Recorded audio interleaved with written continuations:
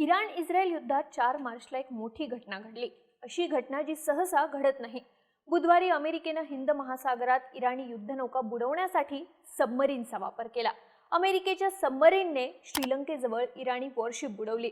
यात 87 जणांचा मृत्यू झाला. ही घटना भारतासाठी महत्त्वाची आहे कारण हे इराणी वॉरशिप एका आंतरराष्ट्रीय कार्यक्रमासाठी भारतात आलं होतं आणि भारतातूनच हे परत जात होतं. पण ही घटना फक्त भारतापुरती किंवा इराण अमेरिका युद्धापुरतीच मर्यादित नाहीये.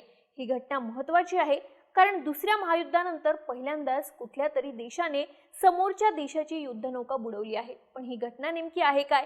युद्ध सुरू असताना थेट युद्धनौका बुडवणं हा कुठला इशारा आहे आणि या घटनेचा भारतावर काय परिणाम होऊ शकतो पाहूयात या व्हिडिओच्या माध्यमातून. नमस्कार, मी दिव्या आणि तुम्ही पाहताय बोलभिडू. सगळ्यात आधी काय घडलं ते सांगते. 4 मार्चला युनायटेड स्टेट्सच्या सबमरीनने इराणच्या युद्धनौकेवर टॉर्पेडो अटॅक केला. आता टॉर्पेडो अटॅक म्हणजे काय? तर जनरली मिसाइल्स जमिनीवरून किंवा फायटर जेट्सवरून लॉन्च केली जातात. पण जेव्हा मिसाइल्स सबमरीन थ्रू म्हणजेच पाण्याच्या खालून लॉन्च केलं जातं तेव्हा तो असतो टॉर्पेडो अटॅक. अमेरिकेने टॉर्पेडो अटॅक IRIS देनावर केला. हा अटॅक झाला श्रीलंकेच्या गॅले शहरापासून फक्त 40 नॉटिकल लांब श्रीलंकेच्या सागरी हद्दीत. हा हल्ला केल्यानंतर अमेरिकेकडून एक व्हिडिओ सुद्धा प्रसिद्ध करण्यात आला ज्यात हल्ला कसा झालाय हे दाखवलं आहेच, पण सोबतच हल्ल्याची भीषणताही दाखवली आहे. या हल्ल्यात इराणचं प्रचंड नुकसान झालंय. 4 मार्चला इराणी वॉरशिप IRIS देना गॅलेच्या दिशेनं म्हणजेच पश्चिमेकडे प्रवास करत होती. त्यावेळी अचानक अमेरिकन सबमरीनने या वॉरशिपवर टॉर्पेडो अटॅक केला. हा हल्ला झाल्यानंतर मोठा स्फोट झाला आणि इराणच्या युद्धनौकेवरची वीज लगेचच गेली. काही मिनिटात हे वॉरशिप पाण्यात बुडायला लागलं. त्यामुळे क्रू मेंबर्सने जहाजाला धोका असल्याचा सिग्नल दिला. त्यानंतर श्रीलंकन नौदलाने या जहाजाच्या दिशेनं धाव घेतली. श्रीलंकन नौदलाची जहाजं, रेस्क्यू हेलिकॉप्टर्स, मेडिकल टीम्स पोहोचल्या. रेस्क्यू ऑपरेशन सुरू करण्यात आलं. या जहाजावर 180 क्रू मेंबर्स होते. त्यापैकी 87 जणांचे मृतदेह सापडले होते. 32 जणांना वाचवण्यात आलंय तर अजूनही अनेक जण बेपत्ता आहेत ज्यांना रेस्क्यू करण्यात आलंय. त्यांना गॅले हॉस्पिटलमध्ये दाखल करण्यात आलंय. पण या सगळ्यात एक महत्त्वाचा प्रश्न आहे, इराणी वॉरशिप भारताजवळ काय करत होतं? तर हे वॉरशिप भारतात राजनैतिक नौदल भेटीसाठी आलं होतं. विशाखापट्टणम जवळ मागच्या 15 दिवसात भारतीय नौदलाचे 3 कार्यक्रम झाले. पहिला कार्यक्रम IFR आंतरराष्ट्रीय नौदल आढावा. हा एक जागतिक नौदल कार्यक्रम आहे जिथे अनेक देश त्यांची जहाजं आणतात आणि त्यांचं प्रदर्शन करतात. हा कार्यक्रम प्रामुख्याने भारतीय नौदलाद्वारे आयोजित केला जातो. दुसरा आणि सर्वात मोठ्या कार्यक्रमांपैकी एक म्हणजे मिलान नौदल सराव, ज्यामध्ये 75 देशांनी भाग घेतला. हा आशियातील सर्वात मोठ्या नौदल सरावांपैकी एक आहे. मिलान नौदल सरावात अमेरिकन नौदल, रशियन नौदल, इराणी नौदल आणि इतर अनेक देशांचा समावेश होता.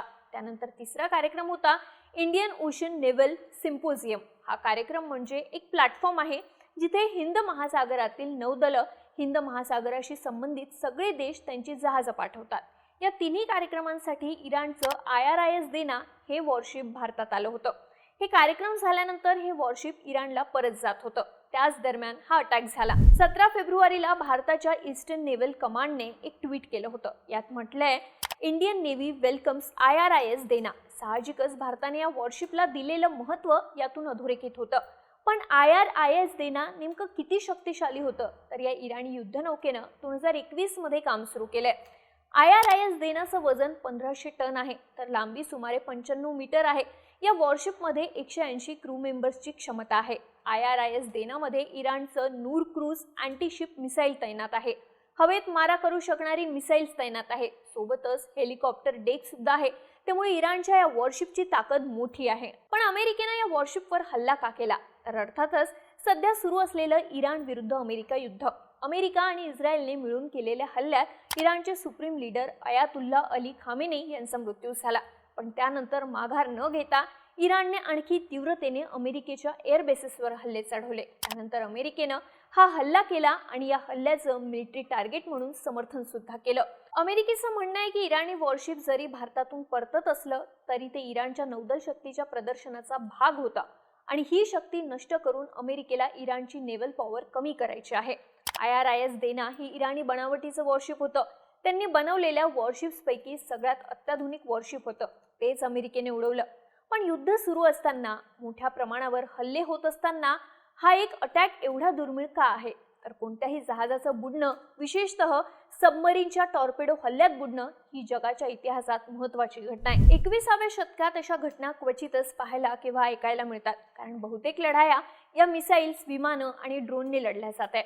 दुसऱ्या महायुद्धानंतर अमेरिकेने सबमरीनने वॉरशिप नष्ट करण्याची ही पहिलीच वेळ आहे, त्यामुळेच ही घटना दुर्मिळ आहे. दुसऱ्या महायुद्धादरम्यान अमेरिकेने अनेक जहाजं, विशेषतः जपानी जहाजं नष्ट केली. अमेरिकेने सबमरीन वापरून सुमारे 1300 जपानी जहाजं नष्ट केली. सर्वात मोठं उदाहरण म्हणजे USS आर्चर फिश.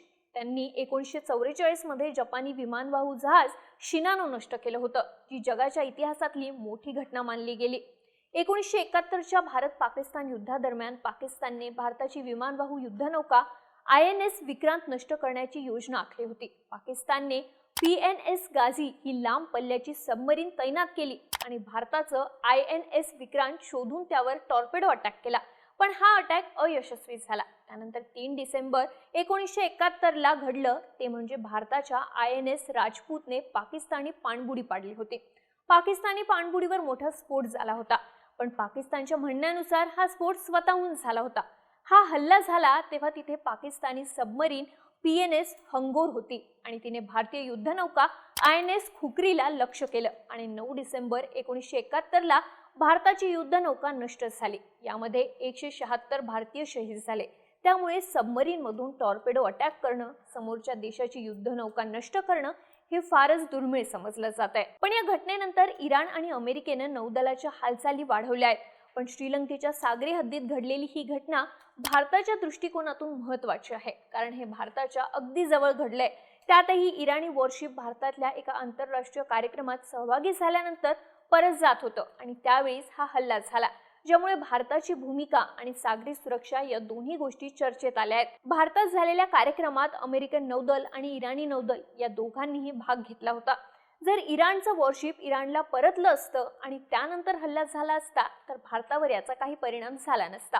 पण अमेरिकेनं भारताच्या जवळ असताना हल्ला करत भारतातून जाणाऱ्या वॉरशिपला टार्गेट करत भारताला इशारा दिलाय का, याचा परिणाम भारताच्या आंतरराष्ट्रीय धोरणावर होणार का, हे पाहणं महत्त्वाचं असेल. अमेरिकेचा हा हल्ला, त्यात इराणचं झालेलं नुकसान, याबद्दल तुम्हाला काय वाटतं? तुमची मतं आणि प्रतिक्रिया आम्हाला कमेंट करून नक्की सांगा आणि अशाच माहितीपूर्ण व्हिडिओजसाठी बोलबिडूच्या YouTube चॅनलला सबस्क्राईब करायला विसरू नका.